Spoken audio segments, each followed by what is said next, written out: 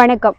30 அடி உயரமான சுவாமி விவேகானந்தரின் திருவுருவ சிலையுடன் சுவாமி விவேகானந்தர் இல்லம் நிறுவப்பட்டுள்ளது.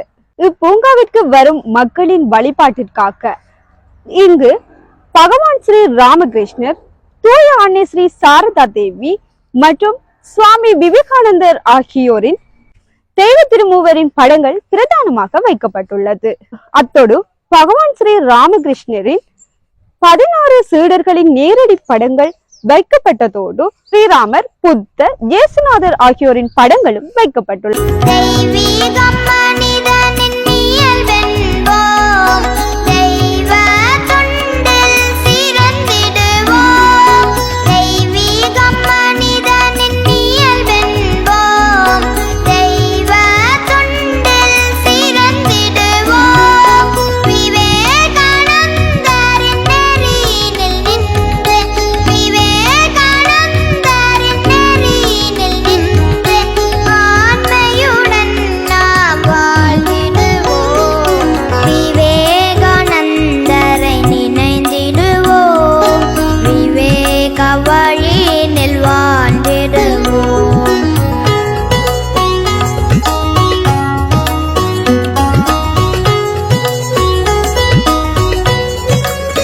தற்போது ஐக்கிய ராஜ்யத்தில் வசிக்கும் திருப்பலகாமத்தை பிறப்பிடமாக கொண்ட மட் சிவானந்தா வித்யாலயத்தின் பழைய மாணவராகிய திரு க சத்குணேஸ்வரன் அவர்கள் தாம் உயர்தர கல்வியினை கற்கும் காலம் முதல் சுவாமி விவேகானந்தர் மீது ஆழ்ந்த பக்தியும் மரியாதையும் உடையவராகவும் அவரது மனிதகுல சேவை பணிகளில் மிகுந்த ஈடுபாடுடைய ஒருவராகவும் இருந்து தனது 23வது வயதிலே SWO நிறுவனத்தை ஸ்தாபித்தார்.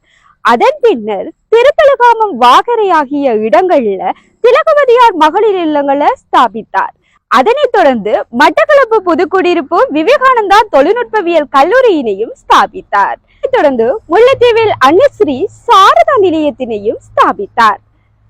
அத்தோடு தனது உள்ளத்தில் உதயமான முழு மக்களையுமே கவர்ந்து கொண்டிருக்கின்ற மட்டக்களப்பின் மணிமகுடமாக விளங்குகின்ற விவேகானந்த பூங்காவினை தானே திட்டமிட்டு ஸ்தாபித்துள்ளார்.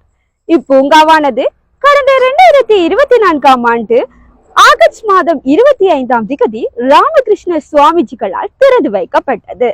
இப்பூங்கா மூலமாக சுவாமி விவேகானந்தருடைய மனிதநேய சிந்தனைகள் காலம் காலமாக நமது இளைய சமுதாயத்தை போய் சேர வேண்டும் என்பது அவருடைய உண்மையான கனவு. அதற்கு என்ன காரணம் என்றால், வாழ்வில் தான் இத்தனை நல்ல விடயங்களை சாதிப்பதற்கு சுவாமி விவேகானந்தருடைய சிந்தனைகளே காரணமாக இருக்கின்றது என்பதனால் அவரது இந்த நல்ல நோக்கம் ஒருபோதும் வீண் போகாது என நம்புவதோடு அவரது நல்ல உன்னதமான பணிக்கா நன்கொடைகளை வழங்கிய அனைவருக்கும் இப்பதிவில் நன்றி கூற கடமைப்பட்டுள்ளோம். ஸ்ரீ ராமகிருஷ்ண மடத்திலிருந்து முன்னாள் கொழும்பு ராமகிருஷ்ண மிஷன் தலைவர் ஸ்ரீமத் சுவாமி ஆத்மகனானந்த ஜி மகராஜ் அவர்கள் விவேகானந்த பூங்காவின் 1வது ஆண்டு தினத்தை முன்னிட்டு வெளிவரும் வீடியோவிற்கு வழங்கிய செய்தியினை நீங்கள் தற்போது கேட்கலாம். ஓம் ஸ்தாபகாய ச தர்மஸ்ய சர்வதர்மஸ்வரூபிணே அவதார வரிஷ்டாய ராமகிருஷ்ணாய தே நமஹ. ஜனனீம் சாரதாம் தேவீம் ராமகிருஷ்ணம் ஜெகத்குரும் பாதபத்மே தயோ ஸ்ருத்வா பிரணமாமி முहुर्मुहुः. நம ஸ்ரீ யதிராஜாய விவேகானந்த சூரயே சச்சித் சுகஸ்வரூபாய சுவாமினே தாபஹாரினே.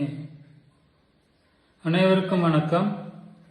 சமீபத்திலே இலங்கையிலே மட்டக்களப்பு பகுதியிலே விவேகானந்தர் பூங்கா ஒன்று அமைக்கப்பட்டுள்ளதை நீங்கள் எல்லாரும் அறிவீர்கள். லண்டனிலே வாழக்கூடிய சதுனேஸ்வரன் அவர்களுடைய பெரு முயற்சியினால இந்த பூங்கா உருவாக்கப்பட்டிருக்கிறது. நான் நினைக்கிறேன், உலகிலேயே முதல் முறையாக சுவாமி விவேகானந்தருடைய பெயரில் இப்படி ஒரு பூங்கா அமைக்கப்பட்டிருக்கிறது என்பது ஒரு பாராட்டத்தக்க ஒரு விடயம். அந்த பூங்காவிலே ஒரு விசேஷம் என்னவென்றால், விவேகானந்தருடைய பொன்மொழிகள் பல இடங்களிலே நிறுவப்பட்டிருக்கின்றன. அந்த பூங்காவிற்கு வரக்கூடிய பொதுமக்கள் அந்த பொன்மொழிகளை வாசிப்பார்கள். அந்த பொன்மொழிகள் அவருடைய மனதிலே ஒரு நல்ல விளைவை ஏற்படுத்தும் என்பதிலே ஐயமில்லை. நமக்கெல்லாம் தெரியும், சுவாமி விவேகானந்தர் சமீப காலத்தில் தோன்றிய ஒரு மகா புருஷர். இந்திய வரலாற்றில் மட்டுமல்லாமல் உலக வரலாற்றிலேயே ஒரு திருப்புமுனையை ஏற்படுத்தியவர் அவர். சமய வரலாற்று, குறிப்பாக சமய வரலாற்றிலே ஒரு திருப்புமுனையை ஏற்படுத்தியவர். சமயங்களுக்கிடையே ஒரு இணக்கப்பாட்டை கொண்டு வருவதற்கான முயற்சியில் ஈடுபட்டவர். இது அவருடைய புதிய கருத்து அல்ல. சனாதன தர்மம் என்று சொல்லக்கூடிய இந்து தர்மத்தினுடைய ஒரு முக்கியமான ஒரு செய்தி மதங்களுக்கிடையே இருக்கக்கூடிய இணக்கப்பாடு. மக்களை மக்களாக பார்க்காது தெய்வமாக பார்த்து அவர்களுக்கு செய்யக்கூடிய சேவை என்பது ஒரு உயர்ந்த வழிபாடு என்ற கருத்தும் சுவாமி விவேகானந்தர் சமீப காலத்திலே மக்களிடையே நிலைநிறுத்தப்பட்டது. இன்றைய நவீன விஞ்ஞான யுகத்திலே மக்களுடைய வாழ்க்கை பல விதங்களிலே எல்லா துறைகளிலும் வளர்ச்சி பெற்று வருகின்றது. இந்த காலப்பகுதியிலே மக்கள் தங்களுடைய ஒற்றுமையை, ஒரு இணக்கப்பாட்டை, சகோதரத்துவத்தை, நட்புணர்வை வளர்த்து கொள்ள வேண்டும் என்பதிலே ஐயமில்லை. இந்த ஒரு கருத்தை முன்வைத்து நம்முடைய அன்பர் சத்குணேசன் அவர்கள் பல வழிகளிலே முயற்சி செய்து வருகிறார்கள். அதனுடைய ஒரு அங்கமாகத்தான் இந்த பூங்கா அமைந்திருக்கிறது. இது உண்மையிலேயே ஒரு மிகவும் அற்புதமான ஒரு கருத்து, முயற்சி. நான் ஆரம்பத்தில் குறிப்பிட்டது போல இந்த வகையிலே இதுவரைக்கும் யாரும் அப்படி சிந்திக்கவில்லை. பூங்கா என்பது எல்லாரையும் கவரக்கூடிய ஒரு இடம். ஜாதி மத இன பேதமின்றி எல்லாரும் இயற்கை அழகிலே ஈடுபடுவது என்பது ஒரு சாதாரணமாக நாம் எதிர்பார்க்கக்கூடியது. அந்த இடத்துல வரக்கூடியவர்கள் விவேகானந்தருடைய இந்த உயர்ந்த சிந்தனைகள், மனிதனை நேசிக்க வேண்டும், மனிதனை மனிதனாக இல்லாமல் கடவுளாகவே நேசிக்க வேண்டும் என்ற ஒரு உயர்ந்த சிந்தனை அங்கு காணப்படுவதை நீங்கள் பார்க்கலாம். திரும்ப திரும்ப திரும்ப திரும்ப இந்த பூங்காவிற்கு இந்த கருத்துக்களை எல்லாம் நாம் வாசிக்கும் பொழுது இவை கொஞ்சம் கொஞ்சமாக நம்முடைய மனதிலே நல்ல மாற்றங்களை கொண்டு வரும் என்பதிலே சந்தேகம் இல்லை. இன்று உலகம் முழுவதிலுமே இன்றைக்கு இந்த செய்தி மிக மிக தேவையாக இருக்கிறது என்பதை நான் கூற தேவையில்லை. ஆகவே சத்குணேசன் அவர்களுடைய முயற்சியை நாம் மிகவும் பாராட்டுவோம். இன்னும் அவருடைய தொண்டு வளர வேண்டும். இந்த பூங்காவை மக்கள் அனைவரும் சென்று பார்த்து தங்களுடைய வாழ்க்கையிலே ஒரு நல்ல ஒரு மாற்றத்தை ஏற்படுத்திக் கொள்ள வேண்டும். அதுதான் முக்கியம் என்று கூறி அனைவருக்கும் வாழ்த்து கூறி நிறைவு செய்கிறோம். நன்றி. மட்டக்களப்பு ராமகிருஷ்ண மிஷன் தலைவர் ஸ்ரீமத் நீலமாதவானந்தஜி மகராஜ் அவர்கள் இப்பூங்காவின் முதலாவது ஆண்டு தினத்தை முன்னிட்டு வெளிவரும் இவ்வீடியோவிற்கு வழங்கிய செய்தியினை நீங்கள் கேட்கலாம். ஓம் நமஸ்ரீ யதிராஜாய விவேகானந்த சூரயே சச்சித் சுகஸ்வரூபாய சுவாமினே தாபஹாரினே. சுவாமி விவேகானந்தர் இலங்கைக்கு விஜயம் செய்து ஏறக்குறைய 128 ஆண்டுகளை நாம் கடந்திருக்கின்றோம். அந்த வகையிலே சுவாமி விவேகானந்தருடைய கருத்துக்கள் இலங்கை முழுவதும் சிறந்த முறையிலே பரப்பப்பட்டு வருகின்றன. சுவாமி விவேகானந்தர் இந்த நாட்டிற்கு ஒரு பெரும் கொடையாக அவதரித்தவர். நல்லொழுக்கத்தை பற்றி சுவாமி விவேகானந்தர் கூறுகின்ற ஒரு வார்த்தை இங்கே நினைத்து பார்க்க வேண்டிய ஒன்று. சமுதாயத்திற்கு பயந்தோ கர்ம வினைகளுக்கு பயந்தோ ஒருவன் நல்லொழுக்கத்தை பற்றி சிந்தியாமல் தான் சுதந்திரனாகுவதற்காகவும் சமுதாய மேம்பாட்டிற்காகவும் அதற்கு மேலாக பயமற்றவனாகவும் தூய்மை உள்ளவனாகவும் மாற வேண்டும். இவற்றையே நல்லொழுக்கம் என்று சுவாமி விவேகானந்தர் வரையறை செய்கின்றார். மதம் என்பது ஒரு மனிதனுக்குள்ளே ஏற்கனவே புதைந்திருக்கும் தெய்வீகத்தை வெளியில் கொண்டு வருவது. இது சுவாமி விவேகானந்தர் மதத்திற்கு தருகின்ற வரையறை. ஆகவே இவற்றையே நாம் மதம் என்கின்றோம். நம்மை தெய்வ நிலைக்கு உயர்த்துகின்ற அந்த செயற்பாடே பக்தி. ஆகவே இறைவனை ஒரு கோவிலில் மாத்திரம் காணாமல் அந்த இறைவனை எல்லா உயிர்களிலும் நாம் காணத் தொடங்குகின்ற பொழுது நாம் இறைவனை சிறந்த முறையிலே உபாசனை செய்கிறவர்களாக மாறுகின்றோம். இத்தகைய சிறந்த கருத்துக்களுக்கு சுவாமி விவேகானந்தரே காரணக்கருத்தாக இருக்கின்றார். அவர் மேலை நாடுகளினுடைய கருத்துக்களை சொல்கின்ற பொழுது நாம் மேலை நாட்டிலே இருந்து கல்வியை எடுத்துக்கொள்ள வேண்டும். அவர்கள் நமக்கு தொழில்நுட்பம் சம்பந்தமான ஆய்வு சம்பந்தமான விஷயங்களை நமக்கு கற்றுத்தரும் வல்லமை உடையவர்கள். ஆனால் நாமும் அவர்களுக்கு கற்றுத்தர வேண்டியவர்கள். ஏனென்றால் நம்மிடத்திலே மிக உயர்ந்த சாஸ்திரங்களும் மிக உயர்ந்த பண்பாடும் மிக உயர்ந்த கலாச்சாரமும் மிக உயர்ந்த மத கோட்பாடுகளும் யோக கலைகளும் நம்மிடத்திலே இருக்கின்றன. நாம் அவர்களுக்கு ஆசிரியர்களாக மாறி கற்பிக்க வேண்டியவர்கள் என்பதிலே நாம் தெளிவாக இருக்க வேண்டும். ஆகவே சுவாமி விவேகானந்தர் கிழக்கும் மேற்கும் என்கின்ற தமது சொற்பொழிவிலே இது பற்றி மிகவும் சிறப்பான முறையிலே உரையாடுகின்றார். இத்தகைய விவேகானந்தருடைய சிறந்த ஆளுமை மிக்க கருத்துக்கள், சமுதாயத்தை மேம்படுத்தக்கூடிய கருத்துக்கள், இளைஞர்களை உற்சாகப்படுத்தி உத்வேகம் தரக்கூடிய இந்த கருத்துக்கள் இளைஞர்களிடம் சென்று சேருவது மிகவும் முக்கியமான அத்தியாவசியமான ஒன்றாகும்.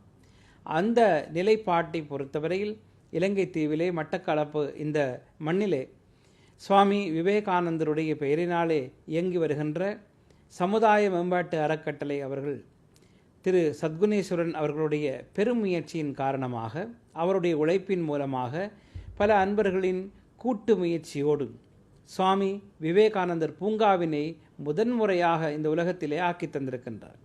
இங்கே விவேகானந்தருடைய மாபெரும் திருவுருவச் சிலையோடு இங்கே இலங்கை தீவிலே மிகவும் கடினமான சூழ்நிலைகளுக்கு மத்தியிலும் மக்கள் பணி செய்த சுவாமிகளின் திருவுருவச் சிலைகளை நிறுவி அங்கே சுவாமி விவேகானந்தருடைய பொன்மொழிகளையும் காட்சிப்படுத்தி இங்கே வருகின்ற இளைஞர்களும் குழந்தைகளும் சுவாமி விவேகானந்தரை பற்றிய அந்த மேலான கருத்துக்களை தம்முடைய சிந்தைகளிலே ஏற்றிச் செல்லும் வண்ணம் செய்திருக்கின்றார் திரு சத்குணேஸ்வரன் அவர்கள். இந்த பூங்கா உருவாக்கப்பட்டு இப்பொழுது இந்த வருடத்தோடு இந்த ஒரு வருடத்தை அது பூர்த்தி செய்திருக்கின்றது. பல்லாயிரக்கணக்கான மாணவர்களும் இளைஞர்களும் பெற்றோர்களும் அங்கே வந்து செல்வதை நாம் அவதானிக்கின்றோம். இந்த உண்மையான கருத்துக்களை அவர்களிடத்திலே கொண்டு செல்வதற்காக பாடுபடுகின்ற அவருடைய அமைப்பைச் சேர்ந்தவர்களுக்கும் இளைஞர்களுக்கும் என்னுடைய மனமார்ந்த வாழ்த்துக்களை தெரிவிப்பதோடு, சுவாமி விவேகானந்தர் இளைஞர்களிடத்திலே உண்மை, தைரியம், விவேகம், நன்னடத்தை, சமுதாய சேவை போன்ற நல்ல அளப்பரிய கருத்துக்களை விதைத்திருக்கின்றார். அந்த கருத்துக்கள் இளைஞர்களிடம் கொண்டு செல்வதற்கான தருணம் இது. இந்த பூங்காவினை இளைஞர்கள் பயன்படுத்தி கொள்ளுகின்றார்கள். உங்கள் அனைவரையும் ஒருமுறையேனும் அங்கு வந்து சுவாமி விவேகானந்தருடைய இந்த கருத்துக்களை, சீரிய கருத்துக்களை கற்றுச் செல்லுமாறு அன்புடன் அழைப்பதோடு, இந்த பூங்காவிற்கு காரணகர்த்தா ஆகிய திரு சத்குணேஸ்வரன் மற்றும் அவருடைய குழுவினரை வாழ்த்தி அமைகிறேன். நன்றி, வணக்கம். அனைவருக்கும் உளங்கனிந்த வணக்கங்கள். ஈழத்திலே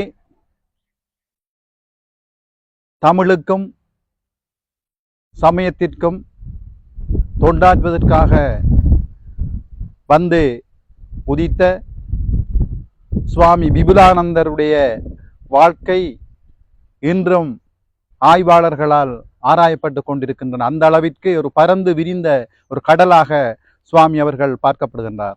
இவர் மட்டக்களப்பு மாவட்டத்திலே கல்மையிலிருந்து 5 மைல் தொலைவில் உள்ள காரதீவிலே 1892ஆம் ஆண்டு சுவாமி அவர்கள் பிறந்த பொழுது, அவ்வேளையில் அவருடைய பெற்றோர் அவருக்கு இட்ட பெயர் மயில்வாகனனார்.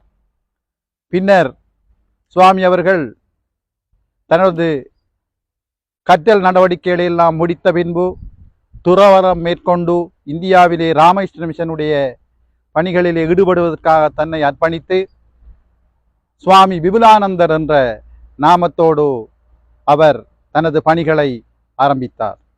சுவாமி அவர்களை பற்றி பல ஆய்வாளர்கள் இன்றும் ஆராய்ந்து கொண்டிருப்பது எமது தமிழ் வரலாற்றிலே ஓர் போற்றத்தக்க விடயமாக பார்க்கப்படுகின்றது. அந்த வகையிலே சுவாமி அவர்கள் பல தமிழுக்கு பல தொண்டுகளை ஆற்றியிருக்கின்றார். அண்ணாமலை பல்கலைக்கழகத்தை உருவாக்கினார். அது உருவாக்கியது மட்டுமல்ல, அங்கே அந்த பல்கலைக்கழகத்திலே முதல் துறை பேராசிரியராகவும் அவர் அங்கே பணிபுரிந்தார். அப்படி ஒரு இலங்கையிலே பிறந்து இந்தியாவிலே தனது பணியினை மேற்கொண்ட எமது முத்தமிழ் வித்தகர் சுவாமி விபுலானந்தருடைய நாங்கள் நினைவு கூறும் முகமாக அவருடைய பணிகளை போற்றுவதற்காக அவருடைய பணிகளை நாங்கள் மதித்து எமது விவேகானந்த இந்த பூங்காவிலே இப்பொழுது அவருக்கு ஒரு சிலை வடிவமைக்கப்பட்டு அந்த சிலை இங்கே நிறுவப்பட்டுள்ளது. இந்த சிலையின் ஊடாக இங்கு வருகின்ற மாணவ சமுதாயமும் மற்றவர்களும் பார்த்து சுவாமி அவர்களுடைய வாழ்க்கை வரலாறுகளை அறிந்து கொள்வதற்கு இது ஒரு பக்கபலமாக இருக்கும் என்பது எமது நம்பிக்கையாக இருக்கின்றது. அந்த வகையிலே சுவாமி அவர்களுடைய அருளாசிகள் எமக்கு இருந்த காரணத்தினால் அவரை போற்றுவதற்கு இந்த இடம் பொருத்தமாக இருப்பதை நாங்கள் உணர்கின்றோம். சுவாமி நடராஜானந்தா 1903 பிறந்தவர். இவர் காரதீவை சேர்ந்தவர், சொந்த இடம். இவர் சுவாமி அவர்கள் ராமகிருஷ்ண மிஷனிலே சுவாமி விபுலானந்த அடிகளாரின் பின்னர் அவருடைய மறைவிற்கு பின்னர் ராமகிருஷ்ண மிஷனுடைய பொறுப்புகளை எல்லாம் எடுத்து ராமகிருஷ்ண மிஷனை வழிப்படுத்தி அதன் வளர்ச்சிக்காக பாடுபட்டவர். 1900 ஆண்டுகளில் அவருடைய பிறப்பு அமைந்திருக்கின்றது. அவருடைய காலத்திலே அவருடைய பணிக்காலத்திலே தான் ஆனைப்பந்தி மகளிர் இல்லம் உருவாக்கப்பட்டது. சுவாமி ஜீவனானந்தஜி மகாராஜ் அவர்களை துறவற வாழ்க்கைக்கு சுவாமி அவர்கள்தான் அனுப்பி இந்தியாவிற்கு அவரை ஒரு துறவியாக மீண்டும் இங்கு பணிபுரிவதற்கு வாய்ப்புகளை அளித்தவர்.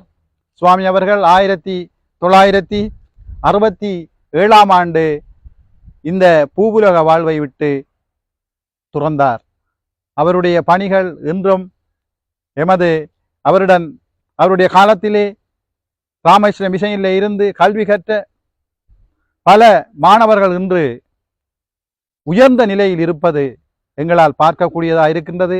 பல கல்விமான்களையும் பல அறிஞர்களையும் பல துறவிகளையும் உருவாகுவதற்கு வழி சமைத்து கொடுத்த சுவாமி அவர்களுக்கு இந்த விவேகானந்த பூங்காவிலே நாங்கள் ஒரு சிலையினை கல்லடி ராமகிருஷ்ண மிஷனுடைய வளர்ச்சிக்கு மிகவும் பாடுபட்ட ஒரு துறவியாக சுவாமி ஜீவனானந்தஜி மகாராஜ் அவர்களை நாங்கள் நினைத்து பார்க்கின்றோம். சுவாமி அவர்களுடைய காலத்திலே தான் கல்லடி ராமகிருஷ்ண மிஷன் ஓர் உயர்ந்த நிலைக்கு மாற்றப்பட்டு மாணவர்களுடையக்கான வசதிகள் செய்து கொடுக்கப்பட்டதாக வரலாறுகள் கூறுகின்றன. சுவாமி அவர்கள் சிவானந்தா பாடசாலையிலே தான் தனது கல்வியை தொடர்ந்திருக்கின்றார். அங்கு இருக்கும் பொழுதுதான் அவர் துறவரத்தை மேற்கொள்வதற்காக சுவாமி நடராஜானந்தா அவர்களுடைய வழிகாட்டலில் அவர் இந்தியாவிற்கு அனுப்பப்பட்டு அங்கு இருந்து துறவியாக மீண்டும் 1966 ஆண்டு சுவாமி அவர்கள் கல்லடி ராமகிருஷ்ண மிஷனை பொறுப்படுத்ததிலிருந்து மிகவும் தன்னுடைய வாழ்க்கையிலே எமது சமுதாயத்திற்காக எமது சமயத்திற்காக அந்த ராமகிருஷ்ண மிஷனை நம்பி கல்வி கற்கின்ற மாணவர்களின் எதிர்கால நன்மைக்காக சுவாமி அவர்கள் மிகவும் பாடுபட்டார். சுவாமி அவர்கள் ராமகிருஷ்ண மிஷனை பொறுப்படுத்த காலத்திலே அந்த ராமகிருஷ்ண மிஷனை முன்னெடுப்பதற்கான நிதி வசதிகள் போதாத காரணத்தினால் சுவாமி அவர்கள் வீடு வீடாக சென்று நிதி திரட்டிய வரலாறுகள் இருக்கின்றன. மாதம் ஒரு முறை ஒரு வீட்டிலிருந்து 2 ரூபாய் அறவிடுவதென சுவாமி அவர்களும் அவருடைய இணைந்த கூட்டத்தினரும் முடிவெடுத்ததை தொடர்ந்து இந்த நிதி வசூலிக்கப்பட்டு வந்துள்ளது. அந்த வகையிலே இன்று சுவாமி ஜீவனானந்தஜி மகராஜ் அவர்களிடம் அவருடைய காலத்திலே கல்வி கற்று பல அறிஞர்கள், மகான்கள், துறவிகள் எல்லாம் இன்று இருப்பதை நாங்கள் நினைக்கும் பொழுது மிகவும் மகிழ்ச்சியாக இருக்கின்றது. குறிப்பாக இந்த எமது சமூக நலன்புரி அமைப்பானது முதலாவதாக பழுகாமத்திலே திலகவதியார் இல்லத்தை தொடங்குவதற்கு திருவாளர் சத்குணேஸ்வரன் அவர்களுடைய தலைமையிலே நிதி வசூலிக்கின்ற பணி ஈடுபட்டு செல்லும் பொழுது இரவானதும் அவர்கள் ராமகிருஷ்ண மிஷன் கல்லடியிலே தங்கி அங்கிருந்து மீண்டும் தங்களது பணிகளை தொடர்வார்கள். அந்த வகையிலே சுவாமி அவர்கள் அதற்கு அந்த நிதி வசூலிக்க புறப்பட்டு வருகின்ற அந்த குலாத்தினருக்கு உதவிகள் புரிந்துள்ளதாக ஸ்தாபகர் அவர்கள் என்னிடம் பல தடவைகள் கூறியிருக்கின்றார். அந்த அளவிற்கு சுவாமி அவர்கள் இந்த உருவாக்குவதற்கு தன்னாலான அனைத்து உதவிகளையும் செய்திருக்கின்றார். அந்த வகையிலே இன்று சுவாமி அவர்கள் எமது விவேகானந்த பூங்காவிலே அவருடைய பணிகளையும் அவரால் உருவாக்கப்பட்ட செயற்பாடுகளையும் மீள நாங்கள் நினைந்து கொள்வதற்காக சுவாமி அவர்களுக்கு இங்கு ஒரு சிலை அமைக்கப்பட்டிருக்கின்றது.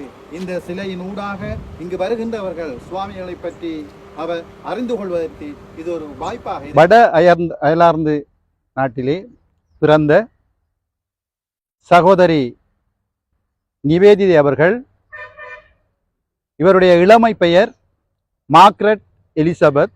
இவர் 1967 ஆண்டு பிறந்தவர். 1895 ஆண்டு சுவாமி விவேகானந்தரை லண்டன் மாநகரிலே சந்திக்கின்றார். அப்பொழுது சுவாமி அவர்களை தரிசனம் செய்த பின்னர் சுவாமி அவர்கள் அவரை ஆசீர்வதித்து அவருக்குரிய அருளை வழங்கினார். அந்த அருளின் நிமித்தம் சகோதரி நிவேதிதா அவர்கள் தன்னுடைய வாழ்க்கையிலே பாரிய மாற்றங்களை ஏற்படுவதற்கு சுவாமி விவேகானந்தருடைய வழிகாட்டல்கள் அவருக்கு பக்கபலமாக இருந்தது. அவர் சுவாமி அவர்களுடைய அந்த ஆசியினை பெற்றதிலிருந்து மீண்டும் பாரத தேசத்திற்கு, இந்தியாவிற்கு வருகின்றார். அங்கு ராமகிருஷ்ண மிஷனில் இணைந்து அவர் ஒரு துறவியாக, சன்னியாசினியாக மாறுகின்றார்.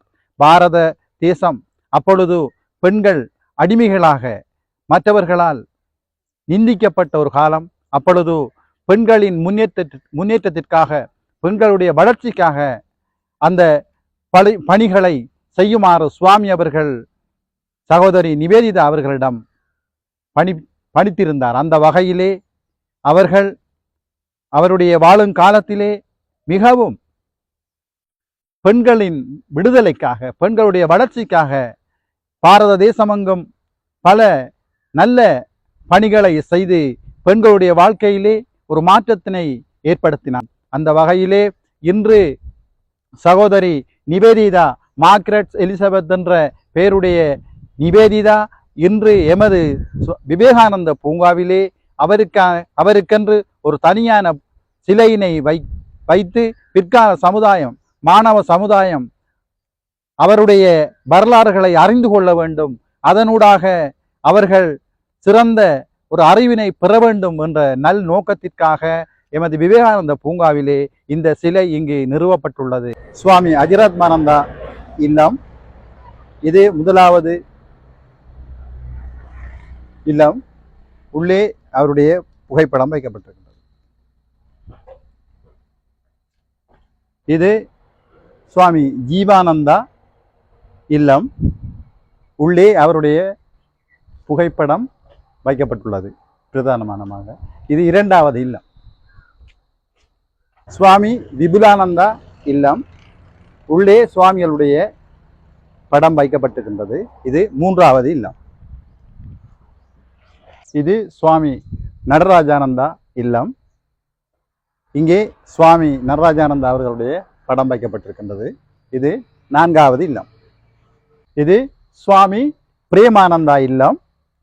இங்கே சுவாமிகளுடைய படம் பிரதானமானதாக வைக்கப்பட்டிருக்கின்றது. இது ஐந்தாவது இல்லம். சுவாமி சிவானந்தா இல்லம். இங்கே சுவாமிகளுடைய படம் பிரதானமானதாக வைக்கப்பட்டிருக்கின்றது. இது 6வது இல்லம்.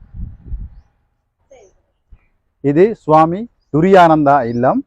இங்கே சுவாமிகளுடைய படம் பிரதானமானதாக வைக்கப்பட்டிருக்கின்றது. இது 7வது இல்லம். இது ராமகிருஷ்ணானந்தா இல்லம். இங்கே சுவாமிகளுடைய படம் பிரதானமாக வைக்கப்பட்டிருக்கின்றது. இது 8வது இல்லம். இது சுவாமி பிரம்மானந்தா இல்லம். இது 9வது இல்லம். இங்கே சுவாமிகளுடைய படம் பிரதானமானதாக வைக்கப்பட்டிருக்கின்றது. இது சுவாமி சுபோதானந்தா இல்லம். இங்கே சுவாமிகளுடைய படம் பிரதானமானதாக வைக்கப்பட்டிருக்கிறது. இது 10வது இல்லம்.